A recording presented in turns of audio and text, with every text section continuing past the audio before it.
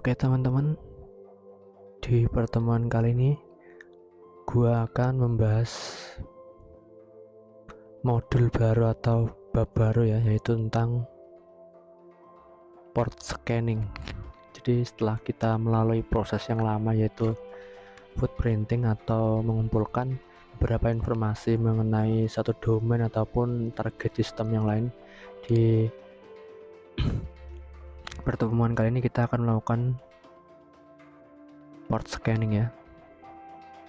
Nah, di sini gue akan ngejelasin aja ya pengertian-pengertiannya dulu, baru setelah penjelasannya selesai kita akan langsung praktek menggunakan beberapa tools yang akan gue sediain.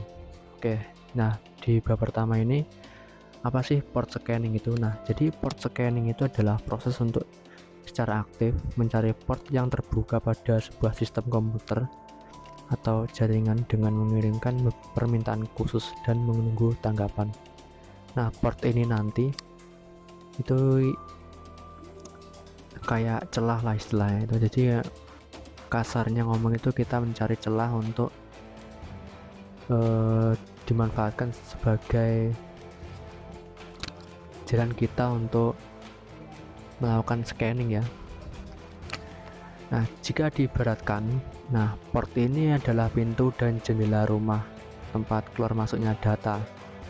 Nah, secara logika di internet ataupun di dunia maya sekarang nggak ada sistem yang aman 100%. Nah, jadi kalaupun aman mungkin otomatis pintu tadi itu kayak ketutup, jadi otomatis kita nggak bisa terhubung ke internet ataupun melakukan browsing di maksudnya kayak browsing di internet kayak gitu teman-teman. Jadi sistem yang ada di dunia ini nggak ada yang aman 100%. Nah, kemudian poin kedua ini, secara garis besar port dapat dibagi menjadi dua, yaitu port fisik atau physical port yang merupakan port di belakang CPU kayak port serial dan port monitor dan lain sebagainya. Itu port yang bersifat fisik atau bisa dilihat. Nah, kemudian kebalikannya yaitu software port ini dia tidak bisa dilihat, namun kita bisa merasakannya atau gimana ya. Ya intinya itu kita bisa merasakan sendirilah. Nah, pengertiannya software port yaitu port yang digunakan oleh software untuk melakukan koneksi dengan komputer lain. Jadi dia istilahnya melakukan koneksi hubungan timbal balik lah kayak gitu. Nah, kemudian di selanjutnya ini ada tujuan port scanning. Nah, tujuan port scanning itu yaitu mengumpulkan informasi tentang konfigurasi jaringan dan menentukan layanan yang berjalan di dalamnya.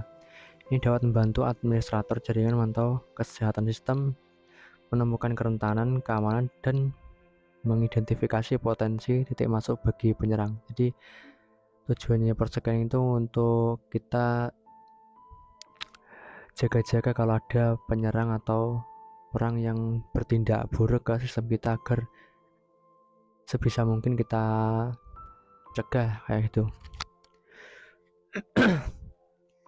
Nah, kemudian di poin terakhir ini adalah beberapa metode port scanning. Nah, yang pertama adalah TCP SIN scanning, yaitu mengirimkan paket TCP SIN ke port target dan menganalisis tanggapan untuk menemukan apakah port tersebut terbuka atau tertutup.